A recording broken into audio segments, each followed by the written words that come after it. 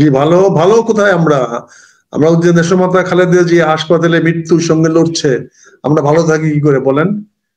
কাজে আমি আক্তার ভাই আপনাদের কাছে আমার অনুরোধ করবো, আপনাদের দেশবাসী বিশ্ববাসীর কাছে অনুরোধ করব, বিশেষ করে বাংলা ভাষাভাষী ভাইয়েরা যেখানে যে আছেন, বাংলাদেশের ভাইয়েরা, দেশমাতা খালেদা জির জন্য দোয়া করবেন, খাস মনে দোয়া করবেন, আল্লাহ যেন ওনাকে আরোগ্য লাভ করতে সহায়তা করেন।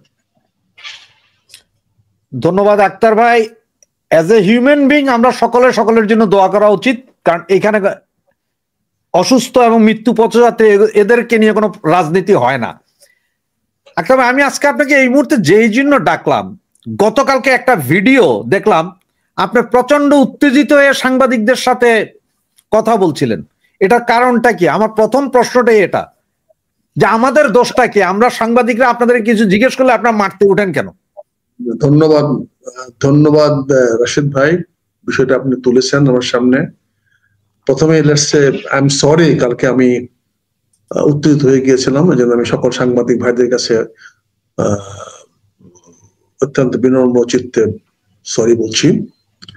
দেখেন, আমরা সংবাদপত্রের কাছ থেকে আশা করি বস্তুনিষ্ঠ সত্য ভাষণ। আপনারা সত্য কথা বলবেন, মানুষ পছন্দ করুক বা না করুক। আপনারা কিন্তু জাতির কাছে অঙ্গীকারবদ্ধ যে আপনারা সত্য প্রকাশ করবেন, এবং আপনারা সবসময় বলেও থাকেন এটা। কিন্তু কালকে একটি ঘটনা আমাকে খুবই উত্তেজিত করেছে, যেটা আমার উত্তেজিত হওয়া উচিত ছিল না, কিন্তু আমার out of my emotion, out of my আবেগ।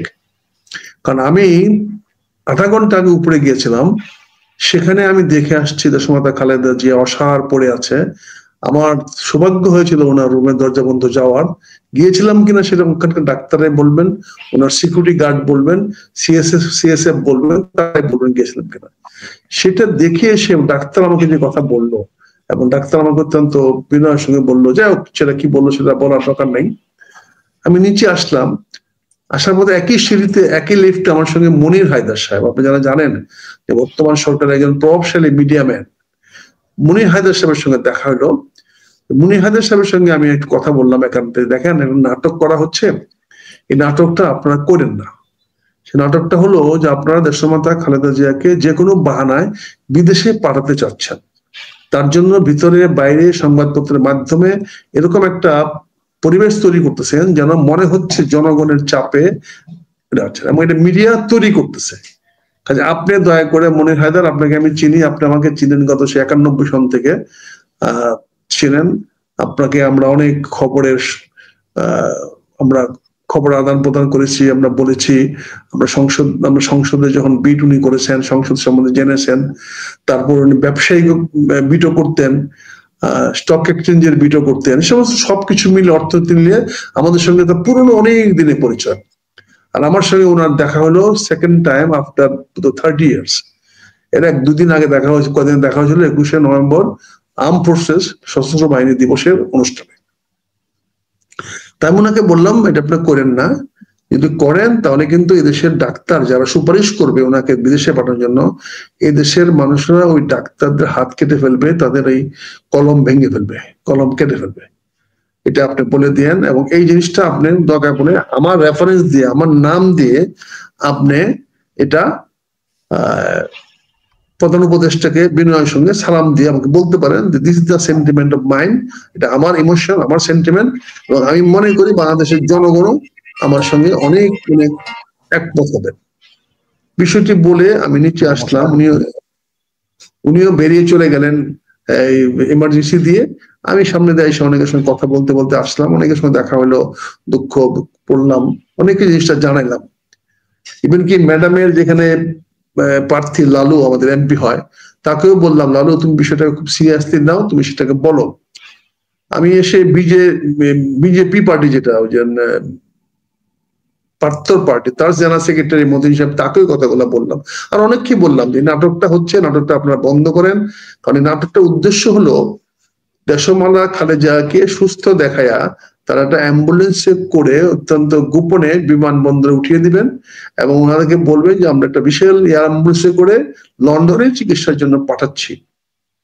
কিন্তু লন্ডনে পৌঁছার পরে ওনার একটা নিথর দেহ বেরিয়ে আসবে সেই অ্যাম্বুলেন্স থেকে, তখন সবাই বলবেন কিছু করার ছিল না, তো লং জার্নি, উনি সেটা করতে পারে নাই। ডাক্তাররা আশা করেছিল কিছু হবে না, কিন্তু হয়ে গেছে, এটা তো দৈব দুর্বিপাক, আমরা কি করতে পারি, আল্লাহর উপরে তো আমাদের কারো হাত নাই। এই নাটকটা সাজায় না। তারেক রহমান সাহেব এসে হয়তো মায়ের বুকে আশ্রয় করবে, কিন্তু আমাদের কথা তারেক রহমানের বুকে আশ্রয় পড়ে না। আমার কথা দেশমাতা খালেদা জিয়ার চিকিৎসা, উনাকে আরোগ্য লাভ করানো, ওনাকে বাঁচিয়ে রাখা। উনি তো ওনার ছেলেকে দেখতে পারবেন না, সে লন্ডনে চিকিৎসার নামে নিয়ে গিয়ে ওনার নিতর দেহটা যখন বের করবেন, তখন তো তিনি তার ছেলেকে দেখতে পারবেন না। এই নাটকটা করেন না। আমি বিস্তারিত মনি হায়দারের সঙ্গে কথা বলেছি, মনি হায়দার জিজ্ঞাসা করতে পারেন আপনারা এই ধরনের আলাপ হয়েছিল কিনা। আমি মনি হায়দারকেও বলেছি, ভাই আমি কিন্তু বিষয়টা রেফারেন্স হিসাবে আমি কিন্তু বাইরে বলবো। যাই হোক, এই কথাগুলো অনেক কি বলছি, আমি অনেক কি বলে আমি আসছি, এসে আমি চলে আসব। আমি সাধারণত প্রেসের সামনে যাই না, এমনি তো আজকে এই নতুন ছেলেরা আমাদেরকে চিনে না, আর তারা তো এমনি যায় ফাজলামি করতে পারে, যে ওই যে কিছু বকশিস দিতে পারে, ওদের রিপোর্টটা ওরা ওদের কাছে যায়, মানে আপনার জঘন্যতম আজকের এই সাংবাদিকতার পেশাদারিত্ব, বুঝতে পারছেন না? ওই একটা ইন্টারভিউ নিয়েই হাত পাতে, পকেটে হাত দেয়, বুঝছেন না? এটা জঘন্য মানসিকতা। এটা আপনাকে আমি কি বলবো ভাই, আপনারা আসেন ভাই, আপনারা সাংবাদিক, কিন্তু আপনারা সংবাদপত্র চালাবেন, তাদেরকে সীমান্ত বেতন দিবেন না, তাদেরকে ভালো সময় মতো বোর্ড বাস্তবায়িত করবেন না। এরা এটা আমাদেরকে ওরা চিনে না, কারণ আমরা ওদেরকে সেই পয়সা দেই না, সেরকম বকশিস তাদেরকে আমরা দেই না, কারণ দেওয়ার বয়স এখন আমাদের নাই, কারণ আমরা এটাকে সমর্থন করি না। কিন্তু আজকালকের বেশিরভাগ ছেলেরা এই কাজটা করে, এই জন্য আমাদেরকে চিনেও না। যখন দেখছেন সেখানে আমার নামটা বলতে হয়েছে, আপনি যে রিপোর্টার দেখে থাকেন নিশ্চয়ই দেখেছেন, আমাকে আমার নামটা বলতে হয়েছে। আমি এখানে এসে দেখলাম ইটিভির একটি রিপোর্টার, ওর নাম অসীম বা অসিত এরকম কিছুটার নাম, এই ভদ্রলোক প্রচার করতেছেন যে খালেদা জিয়া অনেকটা আগের থেকে সুস্থ, কিছুক্ষণের মধ্যে আপনাদেরকে এই ব্যাপারে জানানো হবে, আমরা আশা করছি উনি ভালো হয়ে যাবেন। তাই বললাম, তোমার এই আশা ভালো হয়ে যাবেন, উনি সুস্থ হয়ে উঠতেছেন, এটা তুমি কোথায় পাইলে? কারণ আমাদের উপর থেকে বলা হয়। উপর থেকে কে বলছে? একজন বললো যে কেন আপনি চেনেন না? আমি কাকে চিনবো? কয় এটা আমাদের ডক্টর ইয়া বলছে, কি বলে, ডক্টর জাহিদ বলছে। ডক্টর জাহিদ তো বলার কেউ না, ডক্টর এখন পুরা বিষয়টা বোর্ডের আন্ডারে, মেডিকেল বোর্ডের আন্ডারে, মেডিকেল বোর্ডের জাহিদ চেয়ারম্যান না। তাই প্রশ্ন করছি, জাহিদটা কি আবার? এখন অনেকে তো জাহিদের পূজা করে, জাহিদের মাসওয়ারা পায়, অনেকে, অনেক সাংবাদিক জাহিদের কাছ থেকে ভালো পায়, এবং জাহেদের সম্বন্ধে পরে বলবো আপনাকে। এখন প্রশ্ন রয়েছে, এবং এই জাহেদ আপনাদের খুব প্রিয় ছিল, আপনাদের এনএসআই ডিজিএফআই খুব প্রিয় ছিল, খুবই প্রিয় মানুষ ছিল, খুবই বিশ্বস্ত এবং অত্যন্ত অনুগত বাধ্যগত লোক ছিল। আমরা দেখেছি গত 15 বছর। আমি তো বাংলাদেশের ভাই, আমাদের তো চোখ কান আছে, আর আমরা বাংলাদেশে তো ওই চোখ বন্ধ করে চলি না, আমরা বুক ফুলায় চলি, কার সঙ্গে ধাক্কা লাগবে এটা চিন্তা করি না, কিন্তু রাস্তায় সোজা রাস্তায় হাঁটি, বুঝতে পারছেন না? এই জন্য আমরা বলি যে ওই আপনাদের কাছে এই জাহেদ অনেক বড় হইতে পারে, কিন্তু আমাদের কাছে সে একটি চর, আগেকার সরকার একটি চর, আমার কাছে, আমাদের কাছে, অনেকের কাছে। কাজে সে বারবার মেডিকেল রিপোর্ট দিবে, আর যার হাত ধরে ওনার লিভার নষ্ট করা হয়েছে, যার মাধ্যমে স্লো পয়জন করে দেশমাতা খালেদা জিয়ার লিভারটাকে নষ্ট করা হয়েছে। ওনার তো লিভার 1.5 বছরের মধ্যে নষ্ট হওয়ার কথা না, 1 থেকে 1.5 বছরের মধ্যে তো ওনার লিভার নষ্ট হওয়ার কথা না, এবং মেডিকেল রেকর্ডে নাই, মেডিকেল কোন সায়েন্সে, মেডিকেল সায়েন্সে নাই যে 1 থেকে 1.5 বছরের মধ্যে লিভার পুরা ডেস্ট্রয় হয়ে যেতে পারে। এখানে স্লো পয়জন করা হয়েছে এই জাহেদের মাধ্যমে, সেটা প্রমাণ সাপেক্ষ, তদন্ত করলে বেরিয়ে আসবে, সুস্থ তদন্ত হলে এটা বেরিয়ে আসবে।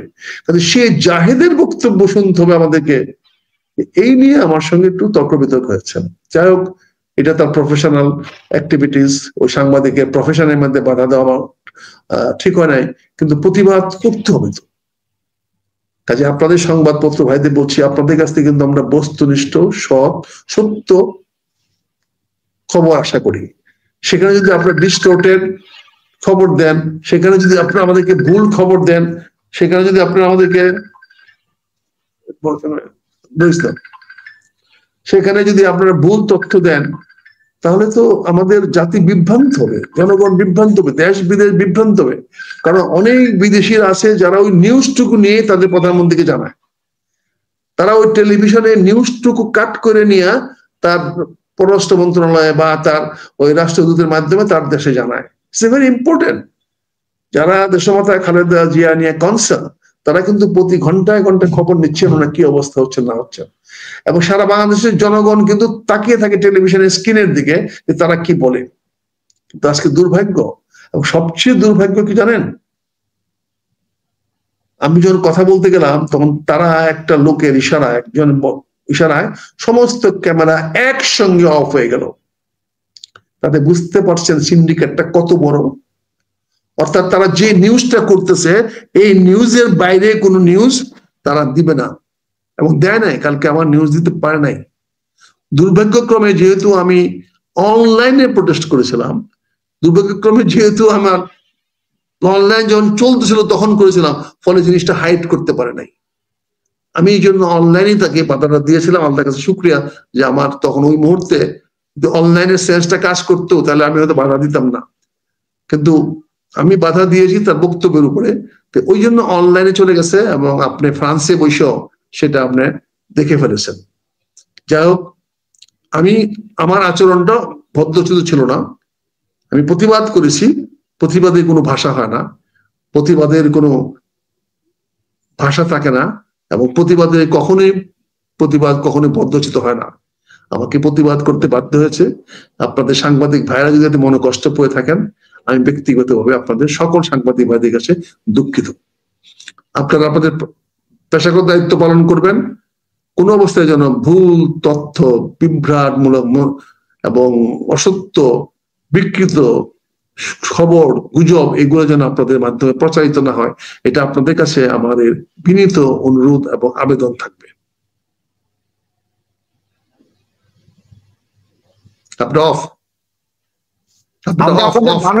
আমরা আপনাদের মানসিক অবস্থা বুঝি, যার কারণে এটাও বুঝতে পেরেছি হয়তো হঠাৎ করে হয়েছে। কারণ আপনাকে আমি চিনি দীর্ঘদিন, আপনার কাছে এই ব্যবহার জীবনে দেখিনি আমি।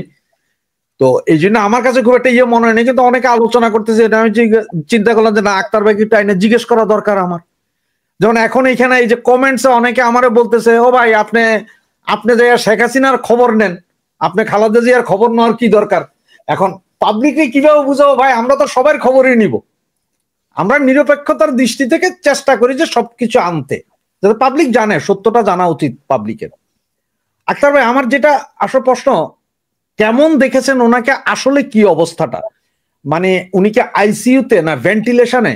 সবগুলো বিষয় নিয়ে কিন্তু বাংলাদেশে একটা অন্যরকম অবস্থা। আপনি আসলে কি দেখেছেন? ওনার দেহটা বাংলাদেশে, আত্মাটা পরকালে। আমার এই বিষয়টা নিয়ে আসলে আর আপনাকে প্রশ্ন করার মতো আর কিছু অবকাশ নেই। আমি আমার ফ্র্যাঙ্ক কনফেশন দিলাম। জি, আমার অনুভূতি, আমার দৃষ্টিভঙ্গি, আমি পারিপার্শ্বিক দেখে বললাম যে উনার নিতর দেহটা বাংলাদেশে এখনো এভারগ্রিন হাসপাতালে আইসিইউতে আছে, কিন্তু ওটার ভিতরে কোনো আত্মা নাই। সে আত্মা ইতিমধ্যেই চলে গেছে আল্লাহর কাছে। আক্তার ভাই, আপনি হসপিটালে ছিলেন 3 দিন বা 4 দিন আগে, সম্ভবত হসপিটালাইজ ছিলেন। আমি এখনো হসপিটাল থেকে শুয়ে শুয়ে কথা বলতেছি আপনার সাথে। আচ্ছা, এখনো আপনি ওই দিন একটা ইয়েতে বলেছিলেন, লাইভে, এই পূর্ণিয়া ভিউ তে বলেছিলেন যে এই যে আপনার সেনাবাহিনীর যে প্যারেডটা হলো, ওখানে নিয়ে যাওয়াটা ভুল ছিল, বা ডাক্তার, ওনার যে পার্সোনাল ডাক্তার আছে, তিনি কিভাবে এই অনুমতিটা দিলেন? আমাদের হিসাবও তাই বলে যে ওনার যেই রোগ বলা হচ্ছিল সেটাতে ওইখানে নেওয়াটা ভুল ছিল। আপনি ব্যাপারটা আরেকবার একটু ভেঙে বলবেন, কারণ ওই দিন রাতের এই জিনিসটা কিন্তু অনেকে শুনেনি, কারণ অনেক রাত হয়ে গিয়েছিল, যার কারণে আমি আপনাকে আবারও সেই জিনিসটা।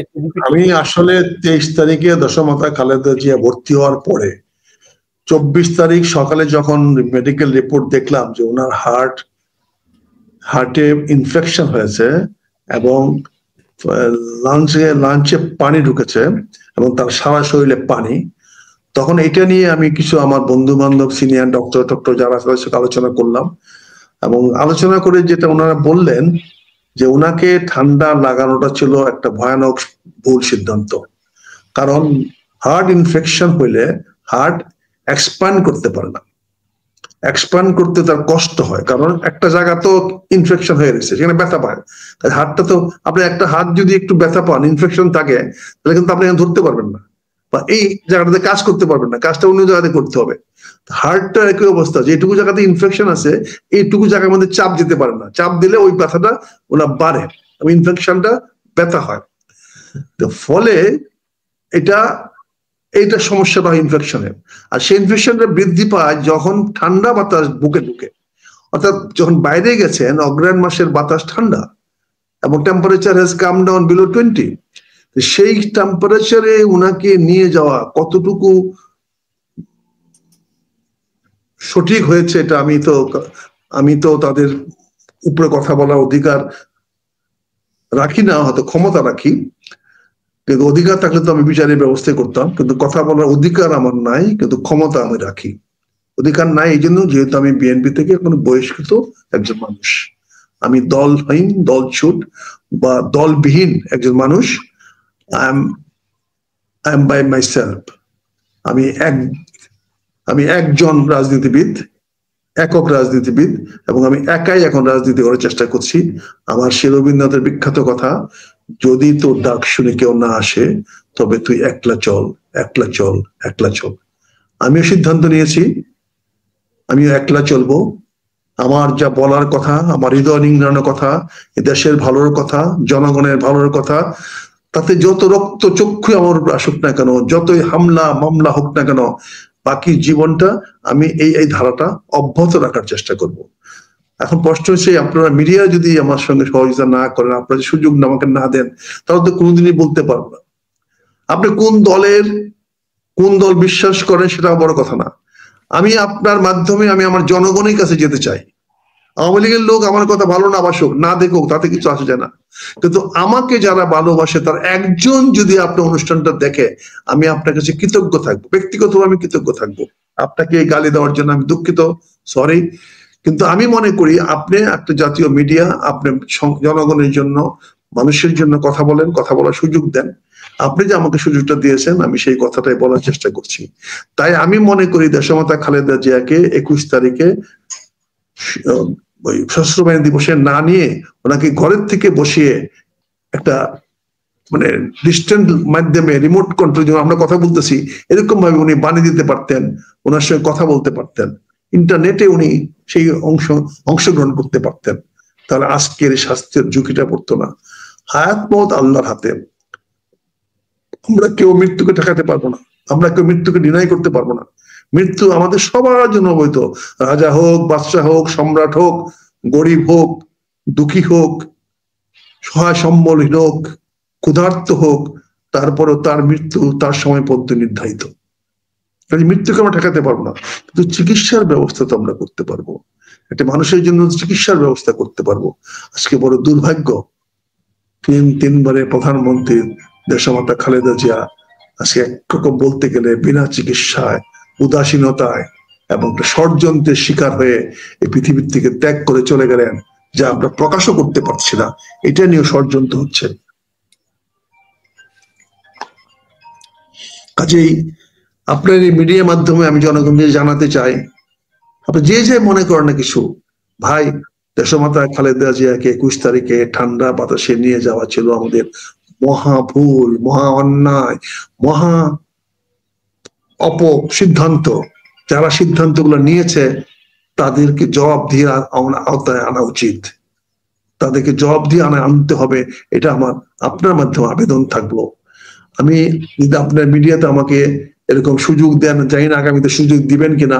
সবাই তো আমরা দল কানা, দলের পক্ষে দলের মধ্যে কথা বলি, তা আমি একজন স্বাধীন চেতা মানুষ, একা কথা বলি। আমাকে যদি সুযোগ দেন আমি কৃতজ্ঞ থাকবো আপনাদের কাছে এবং ধন্যবাদ জানাবো আপনাদের কাছে, যাতে আমি জনগণের কাছে আপনাদের মাধ্যমে পৌঁছাতে পারি।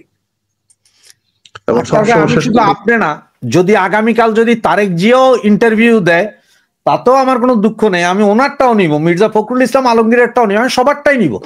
কারণ হচ্ছে আমি দল করি, কোন দল করি সেটা হচ্ছে পরের কথা, কিন্তু আমরা আলোচনা তো করতে পারি as a man. As a human being আমরা আলোচনা তো করতে পারি সবাই, এক একজনের এক এক মতামত আছে। যেমন এখন আপনাকে একটা প্রশ্ন করব যেটা হয়তো আপনার ভালো নাও লাগতে পারে, সেটা হচ্ছে যে আপনার এই যে ইয়াসির আরাফাত, কিন্তু আমি উত্তর আপনাকে দেব পরিষ্কার ভাবে।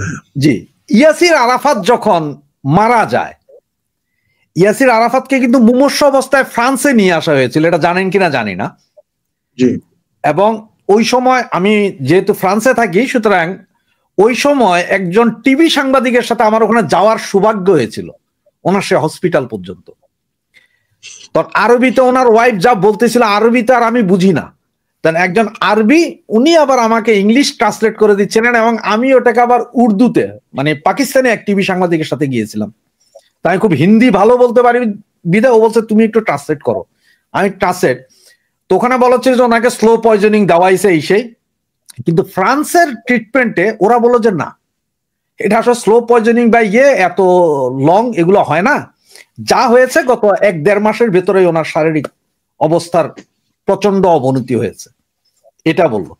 তো এই জন্য যে স্লো পয়জনিং আপনি যদি বলেন, বা আমরা যদি স্বীকার করি যে 17-18 বছর ধরে উনি তো জেলে তো ছিলেন, উনি তো হসপিটালে ছিলেন, এর আগেও উনি তো হসপিটালাইজ ছিলেন। তো সে হসপিটালাইজ ছিলেন, এটা স্লো পয়জনিং বা নিউমোনিয়ায় যে বয়স, আমার বাবার বয়স ওনার বয়সের প্রায় সেম, আপনার বয়সও সেম। আসলে আপনারা তো এখন আপনাদের যে বয়স এটা বাচ্চাদের সমান, আপনাদের বডি কন্ডিশন এটা সদ্য ভূমিষ্ঠ বাচ্চা সেম আপনাদের অবস্থা। সামান্য ঠান্ডাতেও প্রবলেম, সামান্য গরমেও প্রবলেম। 17 মাস ধরে উনি দেশের বাহিরে বা উনি ইংল্যান্ডে এসে চিকিৎসাও করে গিয়েছিলেন, উনি আবার ফেরত গিয়েছেন। ইংল্যান্ডের যে ট্রিটমেন্ট এখানে যা জানলাম যে মোটামুটি ওনার ট্রিটমেন্ট সব দিয়েছেন। এর পরেও গত 2 মাসে এমন কি ঘটলো যে আজকে উনি শেষ হয়ে গেলেন? আপনার কি মনে হয় তদন্ত হওয়া উচিত? আমি কিন্তু বলেছি আপনাকে, আপনার প্রশ্নের উত্তর আমি দিব। জি, উত্তর নিতে কি পারবেন? অবশ্যই। দেখেন, আপনি ইয়াসির আরাফাতের উদাহরণটা দিয়ে কি বোঝাতে যাচ্ছেন? যে দেশমাতা খালেদা জিয়াকে খালেদাকে পয়জনিং করা হয় নাই এবং স্লো পয়জনিং করা হয় নাই, এটা বলতে চাচ্ছেন? হ্যাঁ হ্যাঁ, ওইটাই বুঝতে চাচ্ছেন। ইয়াসির আরাফাত গিয়েছে, তাকে পয়জনিং করা হয় নাই, এটা হয়তো ফ্রেঞ্চ গভর্নমেন্টের পলিসি ছিল যে বিষয়টা জানে ইসরায়েলের মধ্যে বা ইসরায়েলদের বিরুদ্ধে কোন রকম আক্রোশ সেখানে তৈরি না হয়। পলিটিক্যাল নিউজ আর ভিউজ এক জিনিস নয়। রাজনৈতিক নেতাদের সম্বন্ধে মানুষ সবসময় সত্য কথা বলে না, এখানে অনেক স্থান কাল পাত্র ভেদ করে বলে। আজকে আমরা কেন বলছি দেশমাতা খালেদা জিয়াকে স্লো পয়জনিং করা হয়েছে? এই জন্য বলছি, উনি বহুদিন আপনাদের জেলে ছিল। আপনাদের বলতে সরি, মনে করেন আমি আপনাকে পার্টি বলছি না, সরি ভাইয়া, আওয়ামী লীগের সরকারের জেলে ছিল। জি, এবং চিকিৎসা, বিনা চিকিৎসা, অতি চিকিৎসা, এই চিকিৎসা, দেশের চিকিৎসা, বিদেশে দিতে দিবে না, এই ধরনের অনেক কিছু হয়েছে। কাজে আমরা তো অভিযোগ করতে পারি না, এটাই করা স্বাভাবিক। কারণ একজন মানুষের লিভার সিরোসিস 1 থেকে 1.5 বছরের মধ্যে হয় না। এরকম কোনো ইতিহাস, এরকম কোনো মেডিকেল হিস্ট্রি আপনি দেখাতে পারবেন না যে একটা স্বাভাবিক মানুষ যে এক্সটেন্সিভলি ড্রিঙ্ক করে না বা যে এক্সটেন্সিভলি অড ফুড খায় না, তাদের লিভার সিরোসিস হওয়ার চান্স খুবই কম। আর সেখানে 1.5 বছরের মাথায় ওনার সেই লিভার পুরাটাই ফেল করে গেল। লিভার সিরোসিস এত বড় আকার ধারণ করলো, ফেল করে গেল। আমি ডক্টর জাহিদ সম্বন্ধে আপনাকে যে বলছি, ডক্টর জাহিদ সাহেব অত্যন্ত মিডিওকার একজন ডাক্তার, খুব একটা ভালো ডাক্তার না, উনি উচ্চমানের ডাক্তার না। উনি প্রফেসর হয়েছেন বিএনপির কোটায়, উনি আমাদের এখানে একটা ফার্মাসিউটিক্যাল দিয়েছেন আমাদের পাকুন্দিয়াতে, সেটারও মালিক হয়েছেন উনি। এইখানে চাকরি করার সুবাদে, দেশমাতা খালেদা জিয়ার চাকরি করার সুবাদে আওয়ামী লীগের কাছ থেকে উনি একটা ফ্যাক্টরির মালিক হয়েছেন। সেই ফ্যাক্টরিটা আওয়ামী লীগের লোকদের সঙ্গে পার্টনারশিপে আছে আমার এই নির্বাচন এলাকা পাকুন্দিয়াতে। আমি অন্য পার্টনারদের স্বার্থে ফ্যাক্টরিটার নাম বলছি না, কিন্তু আপনারা পরীক্ষা করে দেখতে পারেন। তো ওই ভদ্রলোককে যদি কোনো একজন খুব নাম করা ডাক্তারের নামে, আওয়ামী লীগের ডাক্তার নামে যদি বলা, বেটা তুমি এই ওষুধটা খাওয়া 7 দিন, it will be all right. এই ওষুধটা বোঝার মতো ক্ষমতা আল্লাহ এখনো হয়তো জাহেদকে দেয় নাই, অথবা জাহেদ কোনো না কারণে ওইটাতে কম্প্রোমাইজড হয়েছে। এই কম্প্রোমাইজড হওয়ার কারণে ওনাকে সেটা দিয়ে তখন ওনার লিভার সিরোসিসটাকে করে ওনার লিভারটাকে ধ্বংস করেছে। এটা আমার অ্যাজাম্পশন না, এটা আমার প্রিজাম্পশন না, এটা আমার ডিডাকশন। পরিস্থিতিতে আমাকে বলতে বাধ্য হচ্ছে, এটাই আমাদের ফাইন্ডিংস, এটাই বলতে পারি। না হলে 1.5 বছরের মাথায় দেশমাতায় খালেদা জিয়ার লিভার সিরোসিস হতে পারে না, মেডিকেল সায়েন্স সেটা বলে না। এর কোনো প্রমাণ থাকলে আসেন বলেন, কথা বলবো। তৃতীয়ত আপনি দেখেন, ওনাকে ভর্তি করা হলো 23 তারিখ রাত্রে নিয়ে আসা হলো রাশেদ ভাই। 23 তারিখে রাত্রে এনে ওনার রক্ত অল তার সকল তো রক্ত ডায়াগনোস্ট করা। আমিও তো 23 তারিখ রাত্রে প্রচন্ড পেটের ব্যথা নিয়ে আমি রাত্রে 11টার সময় হাসপাতালে ভর্তি হলাম। সেখানে তো আমাকে ডাক্তার অবজারভেশনে রাখে নাই। প্রথম তো আমার ব্যথা উপশম করার জন্য ওষুধ দিয়েছে, তারপরে ব্যথা উপশম হচ্ছে না। তারপরে রাত্রে আমার ব্লাড নিয়েছে, আমার ইসিজি করিয়েছে, আমার সবকিছু করিয়েছে, করানো করতে করতে তারপরে আমাকে 10টার দিকে আমার এন্ডোস্কোপি বন্ধ করানো হয়েছে। করে 10টার সময় দেখা গেল যে না, আমার পেটের ভিতরে আলসার হয়ে গেছে। তো এটা তো ডাক্তার 10টার মধ্যে ডায়াগনোসিস করে আমার ট্রিটমেন্ট দিয়েছে। আমি আল্লাহর রহমতে এখন ভালো, আমার ব্যথা চলে গেছে। এখন এই যে আলসার ঠিক করতে গিয়ে আমার একটু ডায়াবেটিসটা বেড়ে গেছে, আমি আর 2 দিন থাকবো হয়তো ডায়াবেটিসটা কন্ট্রোল আনার জন্য।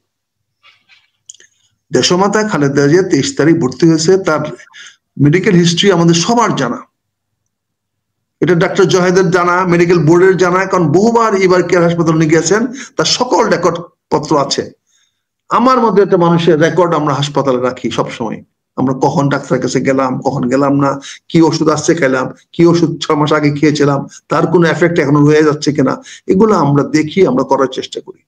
আর 3বারের সাবেক প্রধানমন্ত্রী দেশনেত্রী খালেদা জিয়া, আমার দেশমাতা বলি, দেশমাতা খালেদা জিয়া অবজারভেশন রাখবেন 48 ঘন্টা আপনি তাকে, without treatment. Is it not a suicide? এটা কি হত্যা না? ইট ইজ নট কিলিং না? এটা কি হত্যার সামিল নয়? স্লো পয়জনের তো করেছেনই, তারপরে এখন এসে তাকে হত্যা করার জন্য আপনি 48 ঘন্টা ওনাকে আপনি অবজারভেশনে রাখলেন। কেন রাখলেন? আমি তো সরকারকে দায়ী করি, সরাসরি সরকারকে দায়ী করি। আপনি 2 দিন আগে যার সঙ্গে বসে হাসি ঠাট্টা করলেন, এত আনন্দ ফুর্তি করলেন, 21 তারিখ সন্ধ্যায় আপনি যাকে প্রধান উপদেষ্টা হয়ে, যিনি আপনার পরে গেল, আপনি ওনাকে রিসিভ করলেন, এত পার্সোনালিটি আপনি ওনার সঙ্গে দেখালেন যে হ্যাঁ আমি ওনাকে রিসিভ করার মতো আমি এত বিনয়ী। আর সেই মহিলা, সেই আপনার বন্ধু, যাকে আপনি সেদিন বন্ধু বলে স্বীকার করেছেন, আপন বলে স্বীকার করেছেন, তিনি হাসপাতালে ভর্তি এবং তার অবস্থা সংকটাপন্ন, কথাটা বলার পরেও প্রধান উপদেষ্টা যদি সেদিন যাইতেন, তাহলে তার চিকিৎসা তো তখনই শুরু হয়ে যেত। কারণ এমন দেশের আমাদের রাজনৈতিক চর্চাটা কি, আওয়ামী লীগের আমলে আওয়ামী লীগের বড় বড় ডাক্তাররা বিএনপি রুগী দেখতে যায় না, আবার বিএনপির আমলে বিএনপির বড় বড় ডাক্তাররা আওয়ামী লীগের লোক মরে গেল দেখতে যায় না। দেখছেন না কিবরিয়া সাহেবকে কেমনে মেরে ফেলা হলো, দেখলেন না কিবরিয়া সাহেবকে কেমনে করা হলো, একইভাবে দেখলেন না সাইফুর রহমান সাহেবকে আবার কেমনে মেরে ফেলা হলো। একই ভাগ্য, কিন্তু একই জিনিস হয়েছে। কাজে বাংলাদেশে তো আমরা বুড়ি বুড়ি দেখছি, কাজে কোন ডাক্তারের ঘাড়ে কয়টা মাথা যে এখন এই সরকারের আমলে সরকারের ইনস্ট্রাকশন ছাড়া, অর্ডার ছাড়া রুগী দেখতে যাবেন। আপনি প্রথম 5 দিন সরকারের কেউ আসলেন না, মেডিকেল আমাদের স্বাস্থ্য উপদেষ্টা মহোদয় মহিলাও আসলেন না। তাহলে ডাক্তাররা, বড় বড় ডাক্তাররা এখানে কি করে আসবে? সো বিএনপি যে খুচরা কিছু ডাক্তার ছিল, এরা মিল্লা চেষ্টা করছে 48 ঘন্টা ওনার সবকিছু কলাপস করে দিয়ে পরে চিকিৎসা করার ব্যবস্থা করেছে। তারপরে আমি অধম, আমি 23 তারিখ বিকাল 24 তারিখ থেকে আমি অকথ্য ভাষায় গালাগালি করা শুরু করলাম সরকারকে, দলীয় নেতাদেরকে। অকথ্য ভাষায় বলছে, এটা কোন রাজনীতিবিদ এই ভাষায় কথা বলবে না, তারা আরো মার্জিত, আরো সুন্দর সুললিত ভাষায় কথা বলবে। কিন্তু আমি সেই মার্জিত কথার দিকে চাইনি, কারণ আমার হারানোর কোনো ভয় নাই। আমি কঠিন ভাবে কথাগুলো বলেছি, আমাদের বন্ধুরা কিছু আমাকে সুযোগ দিয়েছেন কথা বলার। এছাড়াও আমার নিজস্ব ইউটিউব আছে, আমার নিজস্ব ফেসবুক আছে, সেখানেও আমি আমার কথা বলে যেতে পারছি এবং বলে যাচ্ছি। আমি টনক নাড়াতে পেরেছি, আল্লাহর কাছে শুকরিয়া, কিন্তু সময় মতো পারলাম না। সময় মতো যদি পারতাম, হয়তো আমি যদি আরেকটু বেশি আক্রমণাত্মক হইতাম, আরো বেশি যদি আমি সেদিন হাসপাতালে গিয়ে ভাঙচুর করতাম, তাহলে মনে হয় আজকের অবস্থাটা হয়তো ভিন্নতর হইতো। কাজে আপনি যে বললেন ইয়াসির আরাফাতের এক্সাম্পলটা আনলেন, আমি আপনার সঙ্গে একমত, 100% বিশ্বাস করি ইয়াসির আরাফাতকে হয়তো স্লো পয়জন দেওয়া হয় নাই, এটা ফ্রান্সের ভাষায়। কিন্তু ফিলিস্তিনরা এখনো বিশ্বাস করে, হামাসরা এখনো বিশ্বাস করে, লেবাননিরা এখনো বিশ্বাস করে, সিরিয়ানরা এখনো বিশ্বাস করে যে ইয়াসির আরাফাতকে স্লো পয়জন করেই মারা হয়েছে। এটা যার যার অবস্থান থেকে, যার যার দৃষ্টিকোণ থেকে সেটা দেখা যাচ্ছে। আমি আওয়ামী লীগ সরকারকে দায়ী করছি, সরাসরি শেখ হাসিনাকে দায়ী করছি, কারণ ওনার আমলে, শেখ হাসিনার আমলে, আওয়ামী লীগের আমলে দেশমাতা খালেদা জিয়া একটি দিনের জন্য শান্তিতে ছিল না, একটি মুহূর্ত থেকে ওনাকে শান্তি দেয় নাই। অপমান থেকে নিয়ে, হিউমিলেশন থেকে নিয়ে, বাড়ির থেকে উচ্ছেদ করার থেকে নিয়ে, জেল, জুলুম, নির্যাতন, এমন কোনো কিছু নাই তাকে ওনাকে দেন নাই। ওনার চিকিৎসা করতে দেন নাই, ওনাকে হাসপাতালে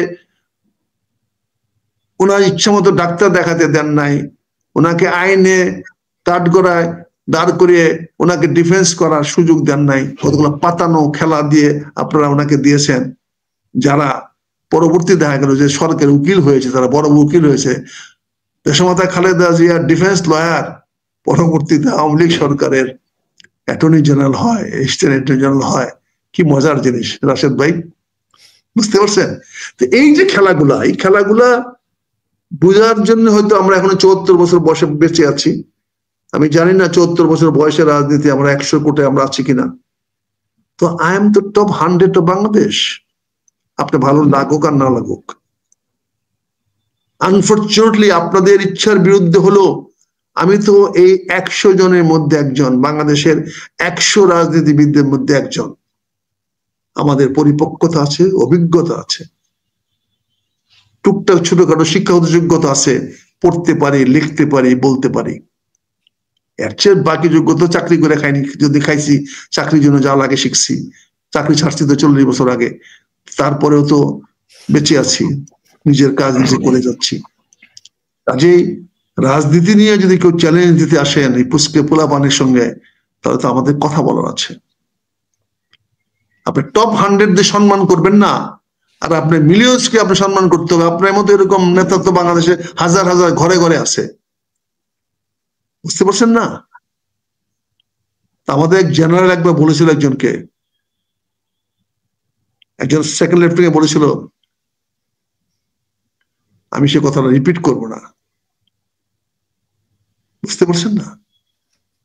যেই আমি বলবো না, কাজে একটা জেনারেল, বুড়া জেনারেল বলছিল যে এই বুড়া হয়েছি তুমি মনে করো না যে তোমার মতো অনেক জিনিস হাত দিয়ে বাইরকে ফেলাই দিছি, যেটা রেখে দিলে তোমার আরো অনেকগুলা লেফটেন্যান্ট হইতো, ডজন ডজন হইতো। তো এর ছিল তার ডার্টি ল্যাঙ্গুয়েজ, বুঝছেন না? এক জেনারেল বলেছিল। তা আমরা তো সেগুলো রিপিট করতে চাই না। আমরা ঘাস খাইতে তো এখানে আসি নাই, আমরা তো গোড়ায় ঘাস কাটি নাই যে আপনাদের কাছে। হ্যাঁ, আমরা অবশ্যই শিখবো, শিক্ষার তো শেষ নাই, কিন্তু শিখবো বলে তো আপনার প্রজন্মটা শিখবো, কিন্তু আমারটা তো আমি শিখে আসছি। আমার সময়কার, আমার অভিজ্ঞতা তো আমার হয়েছে, এটা তো আপনার হয়নি রাশেদ ভাই এখনো না। কাজে আমাকে যদি সেই সম্মানটুকু, সেই অবস্থানটুকু না দেন, তাহলে আমাদের কিছু বলার নাই। আমি ধন্যবাদ, আপনি যে এই কথাগুলো বলার সুযোগ আমাকে দিয়েছেন, আমি কৃতজ্ঞ। নাহলে এই কথাগুলো বলতে পারতাম না। কে শুনতো? 2-4-5 জন লোক শুনলেও তো শুনতেছে, যারা শুনতেছেন তাদেরকে ধন্যবাদ। ভাই, আপনার রাজনীতি এমন একটা জিনিস, জনগণ আপনাদের কাছে বলি, আপনারা যা দেখেন তা সত্য না, আর যা সত্য তা আপনারা দেখেন না।